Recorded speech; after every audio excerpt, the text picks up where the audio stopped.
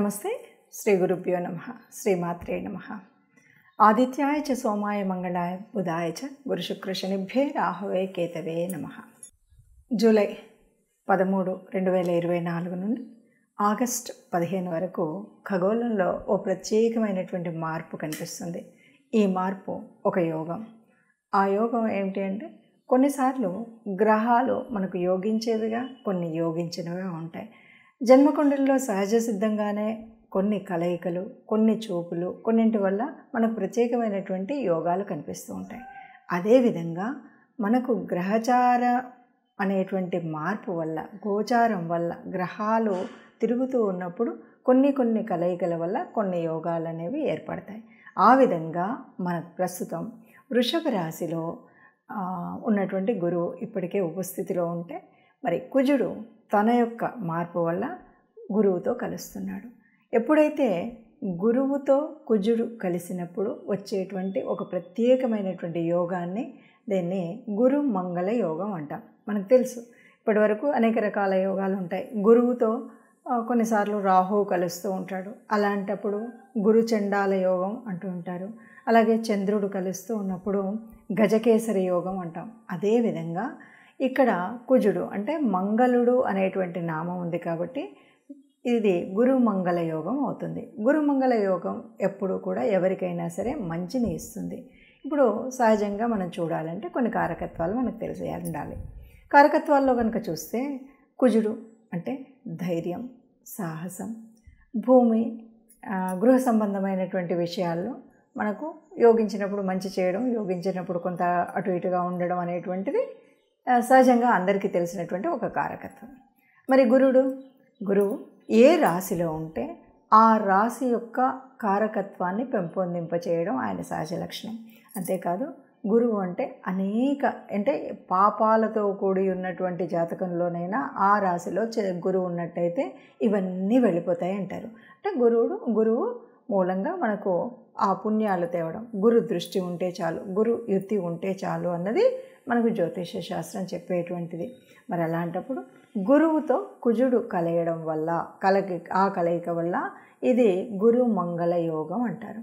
ఈ గురు మంగళ యోగం వల్ల ఏమొస్తుంది అంటే, ఏ కుజుడికి ఉండేటువంటి సహజ లక్షణమైనటువంటి ధైర్యం, స్థైర్యం, ఏదైనా ఒక దీక్షతో చేయాలి, తప్పనిసరిగా పూర్తి చేయాలి అనేటువంటి భావన ఏదైతే ఉందో అది వ్యాప్తి చెందుతుంది. అలాగే గురువు అంటే తెలివితో చేసేటువంటి పని. గురువు అంటేనే గురుతత్వం అంతా కూడా ఒక మార్గదర్శనం చేయడం, తెలివిగా చేయడం, ఇవన్నీ ఉంటాయి. మరి ఇక్కడ కుజుడు అనగానే మనము కేవలం కుజుడు మంచి స్థానంలో ఉన్నాడు అంటే ధైర్యంతో, స్థైర్యంతో అన్నిసార్లు వెళుతూ ఉంటే ఒక్కొక్కసారి ఆలోచన రాహిత్యంగా చేసేటువంటి స్థితి కూడా ఉంటుంది. అది లేకుండా ఉండాలి అంటే తప్పనిసరిగా మనకి ఒక ఆలోచన, మార్గదర్శనం కలిగే విధంగా ఉండాలి. ఇప్పుడు గురు మంగళ యోగంలో ఆ రెండూ దొరుకుతాయి అన్నమాట. అందువల్ల ఈ గురుమంగళ యోగం వల్ల ప్రతి ఒక్కరికి అంటే ఖగోళంలో జరుగుతున్న మార్పు ఇది. కొంతమందికి సహజ సిద్ధంగానే జన్మకుండలిలో గురుమంగళ యోగం ఉంటుంది, వాళ్ళకి ఈ కాలం మరీ అనుకూలిస్తుంది. కొంతమందికి లేకపోయినప్పటికీ కూడా ఈ వచ్చేటువంటి స్థితి ఏదైతే ఉందో దాన్ని అనుకూలంగా చేసుకోవడం కోసం కొన్ని రెమెడీస్ చేసుకోవడం వల్ల, కొంత అనుకూల పరిస్థితిని మనం కల్పించుకోవడం వల్ల ఈ గురుమంగళ యోగం వల్ల వచ్చేటువంటి లాభాన్ని ప్రతి ఒక్కరూ పొందవచ్చు.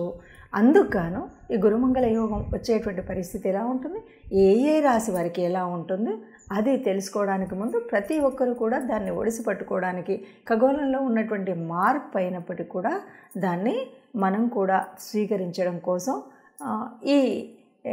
ఏ రకమైనటువంటి రెమెడీస్ చేయాలి ఏంటి అన్నది చూద్దాం.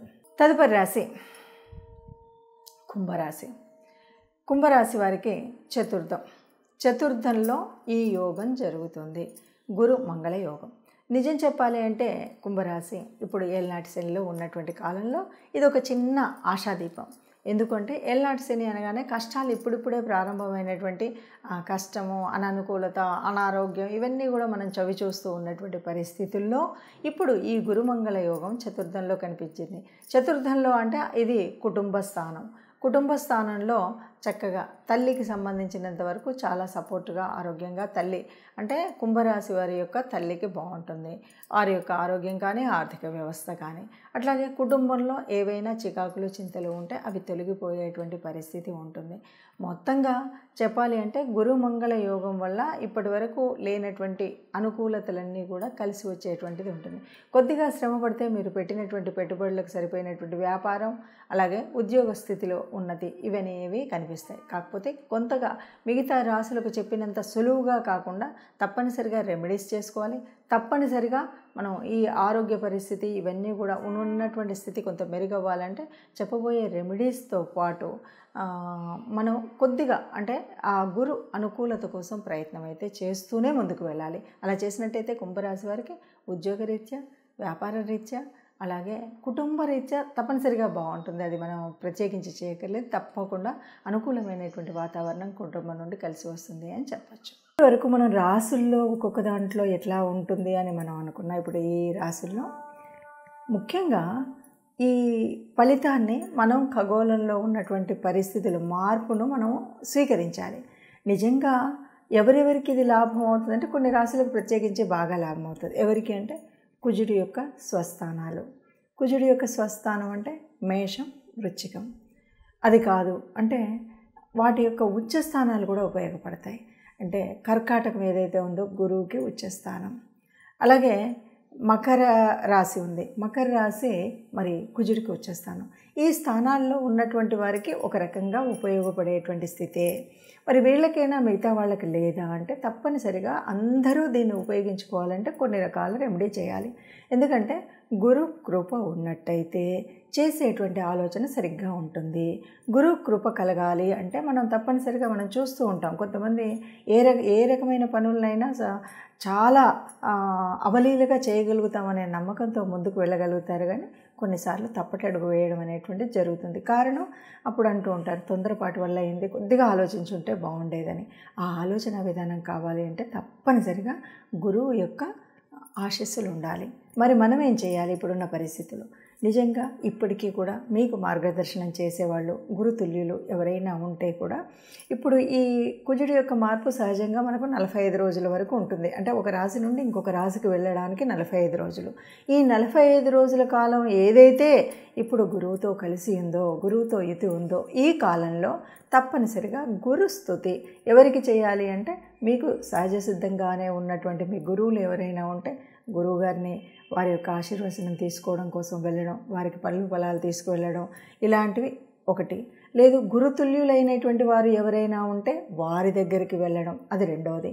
ఇవి రెండు కాదు అంటే తప్పనిసరిగా గురు తత్వం కలిగినటువంటి దేవతలు దక్షిణామూర్తి మనందరికీ తెలిసినటువంటి వాళ్ళే రాఘవేంద్ర స్వామి ఇలాంటి గురుతుల్యుల యొక్క దేవతా స్వరూపాలు ఏవైతే ఉన్నాయో అంటే అనేక రకాలుగా మార్గదర్శనం చేసినటువంటి గురువులు. ఈ మార్గదర్శనం చేసినటువంటి ఆ దేవతలకి ఆ సమయంలో ముఖ్యంగా విశేషించి గురువారం రోజు మీరు ఆ దేవాలయానికి వెళ్ళడం, లేదు ఇవేవి నా వల్ల కాలేదు, నేను దేవాలయానికి వెళ్ళలేకపోయాను అంటే వీలైనప్పుడు ఈ 45 రోజుల్లో గోశాలకు వెళ్ళండి, గోగ్రాసం తినిపించండి. గురు సంబంధం ఎందుకంటే ఒక గోమాతలో మనకు సర్వదేవతా నిలయమైనటువంటి గోమాత కనుక ఆ అమ్మకు తినిపించినట్టయితే మనకు గురువుల యొక్క ఆశీస్సులు లభిస్తాయి. లేదు అంటే గురుతుల్యులైన వారు ఎవరైనా పెద్దవాళ్ళు ఉంటే వాళ్ళకి కావాల్సిన సేవ చేయండి. ఇవి ఏవి కూడా కాలేదు, ఒక్కరోజు వీలైందంటే దేవాలయానికి వెళ్ళి సేవ చేయండి. మొత్తంగా గురువుల యొక్క ఆశీర్వచనం కనుక ఉంటే ఈ తప్పనిసరిగా ఈ మారుతున్న ఈ 45 రోజుల కాలంలో మనం పొందవలసినటువంటి ఈ గురు మంగళ యోగాన్ని పొందుతారు. అందరూ ఆ యోగాన్ని పొందాలని ఆశిద్దాం. అందరూ సుఖంగా ఉండాలి, అందులో మనం ఉండాలి. సర్వే జనా సుఖినో భవంతు.